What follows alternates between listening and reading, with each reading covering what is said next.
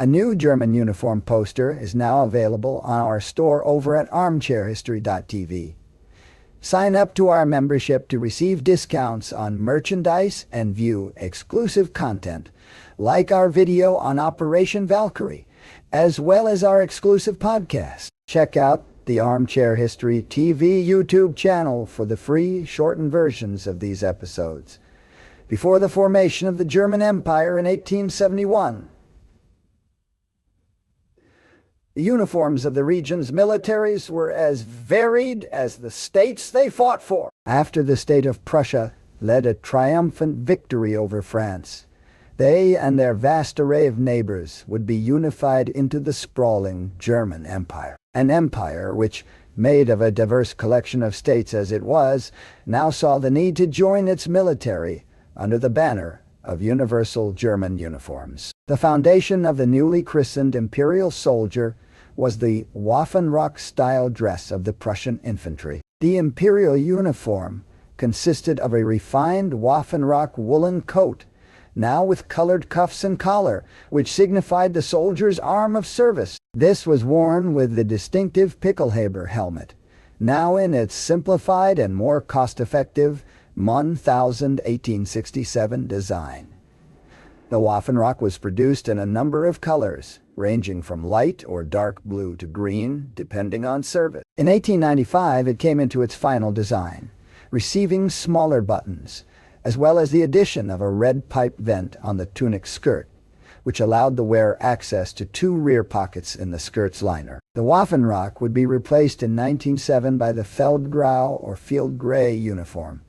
This color was utilized specifically in the field, with traditional dark blue uniforms used on all other occasions. The heavy wool Feldgrau was piped in regiment or service branch colors, with shoulder straps piped in corps or unit facing colors. Two hooks above the Feldgrau's rear skirt, as well as two additional hooks on the hips, were used to properly distribute the weight of the soldier's belt and equipment. By the early 1800s, Germany's missionaries and traders had gained their home country's sizable influence outside the borders of Europe. Coupled with Bismarck's colonial policies of 1884, the German foothold in Africa and the Pacific soon bore fruit in the form of colonies and territories, which themselves required the managing assistance of local auxiliaries and specialized Schutztruppe, or the Ju-87 Stuka dive bomber, and watch them perform using the game's stunning graphics and detail in 4K resolution. I was especially impressed by War Thunder's dynamic and detailed damage mechanics, which assign damage to your vehicle's crew and components rather than just using hit points. Play for free using our link in the description and join over 50 million players from all around the world. For a limited time, new and returning players who haven't played in the last 6 months will receive a bonus pack with premium vehicles, premium account time, a free vehicle decorator, and much more. No purchase necessary. Simply use our link to register, download, and play War Thunder today. As the Schutztruppen operated in a climate much different from that of the standard imperial soldier, they were provided with a unique uniform. The Schutztruppen soldier wore an 1896 Schutzwesterhut, or southwestern hat. This was made of gray felt, accented by a band in brim in the soldier's colony color, and pinned on the right by an imperial cockade. In 1894, the soldier's corduroy uniform was given a collar and cuffs in colony colors as well. The soldier of the Expeditionary Corps in China, a corps which built its ranks of only the best of volunteers, also sported a unique uniform. He wore a unique straw hat, the Strohhut, which resembled the Südwesterhut. The hat was somewhat unpopular, however, and was replaced in 1900 first by a khaki board Mitz field cap, then the Navy's 1895 patterned tropical khaki helmet, the Boardfeld. The events of 1914 saw the German army, now nearly 1.5 million soldiers strong, mobilize across Europe as the bloody First World War came to a head. To meet the needs of such an unprecedented war, uniforms and equipment were produced and distributed en masse, tested, tried, and constantly revised along the way. The changes made to the German soldiers' gear over the course of the First World War tell the story of an army which at every step learned to adapt to a harsh and dynamic battlefield. At the war's onset, the imperial soldier wore the Feldgrau and the newly introduced 1908 greatcoat. He carried the Gewehr 98 rifle alongside a bayonet and bayonet knot, strapped to his N98 short spade. Throughout 1915, Landwehr were typically the last in line for new equipment. But when their turn came around, they were furnished with a 1915, a pointed steel headpiece mounted to a leather skull cap. Ouch! This unique helmet was the forerunner of the 1916 helmet, developed in response to the numerous head wounds encountered in trench warfare. By 1918, knowledge gained in battle would bring further refinements to the soldier's headgear, outfitting him with the 1918 steel helmet. This helmet was given cutouts at the ears, allowing for both improved hearing and reduced echo. At this stage in the war, the 1915-16 pattern uniform had become widespread throughout the rank. Meanwhile, in Germany's colonies, Schutztruppen wore a pocketless uniform known as the touch uniform, light gray for most all soldiers. Aside from non-combat officials such as doctors, paymasters, and gunsmiths, who wore versions of this uniform in colors unique to their role. After the 1918 armistice, Germany's war-torn soldiers returned to the reward of a deposed Kaiser in exile. The upheaval of this new post-war era led to the Imperial Army's disintegration and its replacement by revolutionary soldiers' councils. German officers responded by creating a force to lay down the law, paramilitary units known as Freikorps. By 1919, many Freikorps members were integrated into the new Reichswehr, bringing with them the skills they had once used in quelling revolutionary fervor. At this time, the Feldrock 1920 became the standard for all German soldiers, and it would hold that distinction until the Nazis came to power. The matching 1920 field cap would also be used until 1935, seeing only minor changes along the way. This hat bore a golden oval, emblazoned with the Weimar Republic eagle, though this was eventually replaced by the black-white-red cockade of the Third Reich, as the Nazi Party began adding their own insignias to the German soldiers' dress. As the Nazis transitioned the Reichswehr into the Wehrmacht, their focus turned toward establishing their look, so to speak. Most notably, this period saw the creation of the infamous S uniform. This consisted of a black open-collared 1932 Dienstrock jacket embellished with its characteristic NSDAP armband on the left sleeve and a black and white twisted cord epaulet worn on the right shoulder. This uniform's belt buckle featured an SS eagle and swastika, as well as the text Meine Ehre heißt Treue, or My Honor is Loyalty. The rigid peaked hat was adorned with the ominous combination of a death's head badge and the SS eagle and swastika. The Wehrmacht soldier of 1936 in many ways resembled his Reichswehr predecessor, with his Feldblues tunic still bearing the field gray wool of the traditional uniform, with only minor modifications in tow. Looking ahead to the mechanized warfare these soldiers would be involved in, Germany tailored the uniform with a shorter skirt and a more form-fitting design, perfect for a soldier who would spend much of his time on the move. The Feldblues tunic, kept standard until the end of the Second World War, also featured an internal suspension system, which allowed the soldier to hang his equipment belt on a series of exterior hooks connected to two straps inside the lining. This spread out the weight of the equipment without the use of suspenders.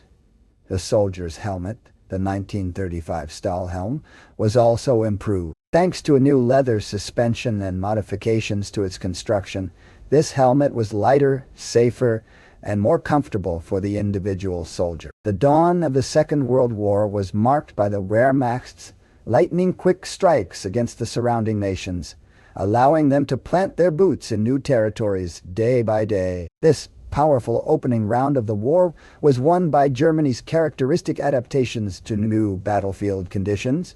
Now, a vital skill as the German war machine sent its soldiers everywhere from the scorching heat of North Africa to the snowstorm of Russia. With this need to adapt came a number of functional and symbolic changes to the German soldiers' uniform and equipment, making their designs lighter, more streamlined, and even more tailored to the contemporary battlefield. The 1940 uniform was the first update to the standard Wehrmacht soldier's outfit, with the bottle green collar and straps being traded out for Feldgrau dot. More substantial changes came in 1943, as the 1943 Feldblues was often stripped of its internal suspension system. As the war progressed,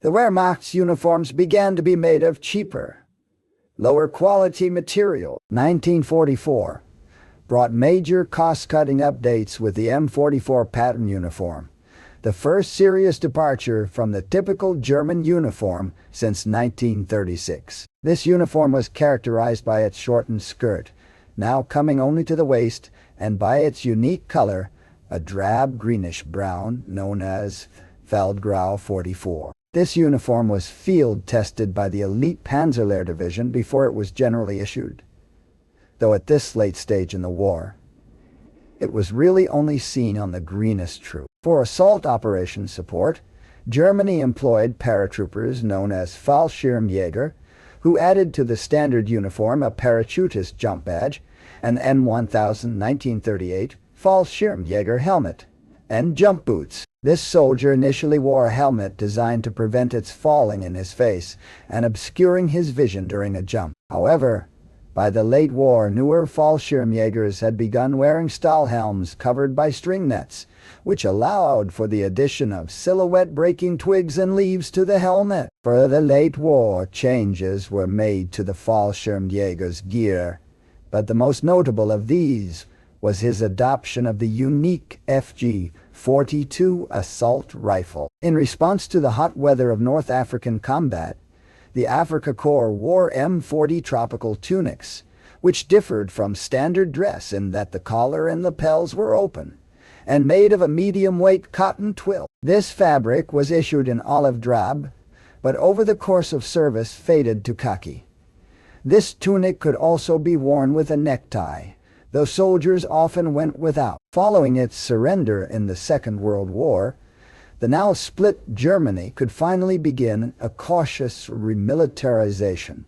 For Soviet-aligned East Germany, this meant establishing a military reminiscent police force known as the Volkspolizei in 1945. And for us-aligned West Germany, their own police force, the Bundesgrenzschutz, came in 1951. These twin pushes toward re-establishing Germany's armed security serve as a valuable point of reference for both post-war politics in a divided Cold War Germany, as well as the continuance of the nation's focus on putting their combat knowledge to work in the designs of their soldiers' kit.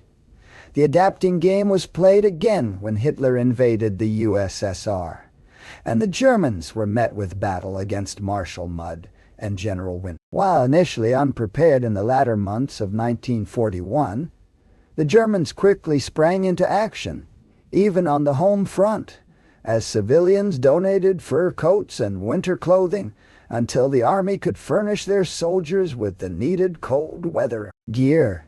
This would come in the form of hooded waterproof parkas, white for the Eastern Front and field gray for mountain unit. Weather-resistant though very heavy, this uniform is considered one of the first modern combat suits and is the standard worldwide today. The Waffen-S, the military branch of the SS, served first as Hitler's personal bodyguard before entering active combat. As they shifted into their new role, their equipment and uniforms followed suit, with aspects such as function and the desire for a look distinct from the Wehrmacht shaping their dress. Their 1942-1943 winter uniform especially showed signs of expert design, consisting of a padded parka with a fur-lined hood and mittens with separate thumbs and trigger fingers. In the last winters of the war, their equipment took a number of hits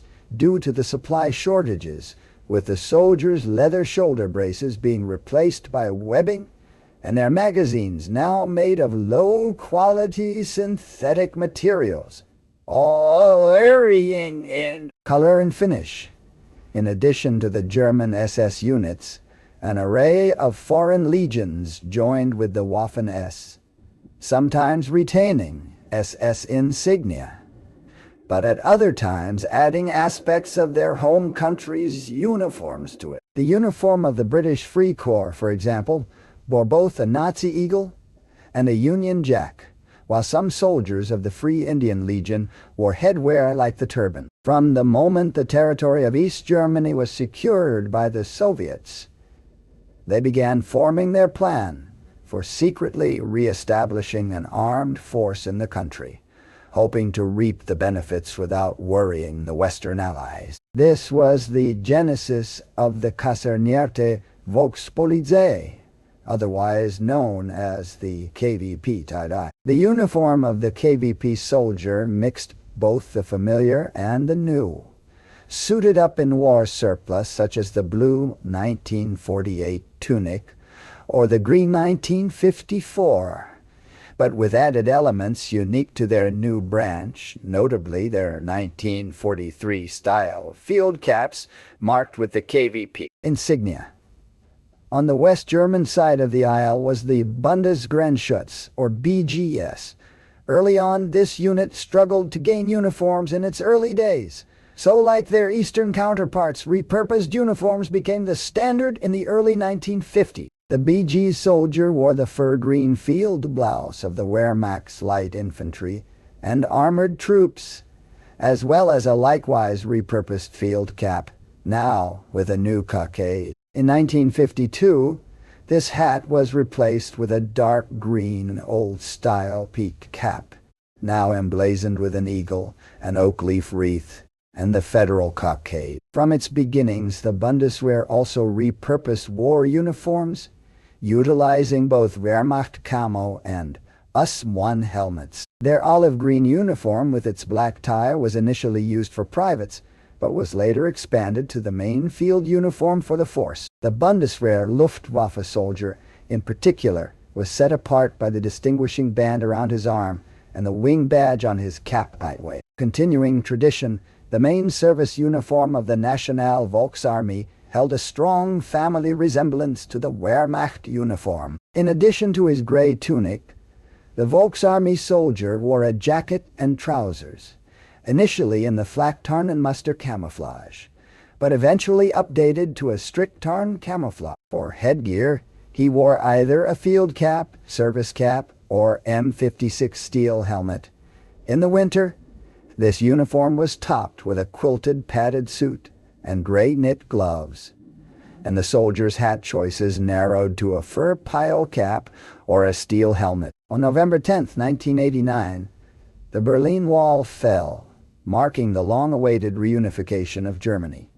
In the meantime, however, the Cold War had come and gone, and the Bundeswehr's now outdated equipment was in dire need of an upgrade. With the lifting of the arms restrictions which had previously stymied the German military, the nation was once again free to equip its soldiers for the modern era, shaping them into a force soon to be worthy of the 21st century. The Bundeswehr soldier of the newly reunited Germany wore the standard Flechttarn camo tunic and trousers, and in 1992 received his first piece of new gear in the Gefechtshelm M92 combat helmet. He carried the Gewehr 3, or G3 rifle, which held the position of the Bundeswehr's main service rifle from 1959 to 1996. Additional overhauls came in 1997. furnishing the soldier with Bristol body armor and a Heckler and Hawk G30. The Kommando Spezialkräfte Operators, or KSK, was established in response to Germany's inability to help evacuate their citizens to safety during the 1994 Rwandan genocide. Throughout the late 1990s, the KSK engaged in anti-terror operations across Europe and beyond. Soldiers of this unit carried the exclusive HK Gate machine gun, as well as the HK MP5K submachine gun. Their uniforms mirrored those of the contemporary Bundeswehr, with the main identification points of a ASK soldier being his unique equipment. At the turn of the millennium, the Bundeswehr uniform would go through further changes. In 2005, its camouflage became noticeably muted, and it would also be upgraded with a sea blue flak vest, intended to protect the soldier from shrapnel and low-velocity projectiles. Upon deployment to Afghanistan, the soldier would wear tropical Tropentarn camouflage. Wherever he fought, he typically carried the HK G36, or the modern HK G36. In 2021, the Mailer Bast vest was adopted as the standard replacement over the long-running Mailer Scent armored vest. At the same time, the bald skin Viper helmet was adopted, at first as merely interim headgear. But following the breakout of the war in Ukraine, this helmet became standard as well. Replacing the HK G36 type rifles was the HK 416A7 assault rifle, also known as the 95, with its long history of modernization and adaptation in both combat and peace, it comes as no surprise to its equipment to the shape of the modern era. With each stitching, each helmet and rifle, we see that innovation continues to shape the narrative of the German soldier, and will continue to do so for decades to come. Thank you again to War Thunder for sponsoring this video. Support our channel and use the link in the description below to download the game. Get your exclusive bonus and play War Thunder for free on PC, PlayStation, and Xbox.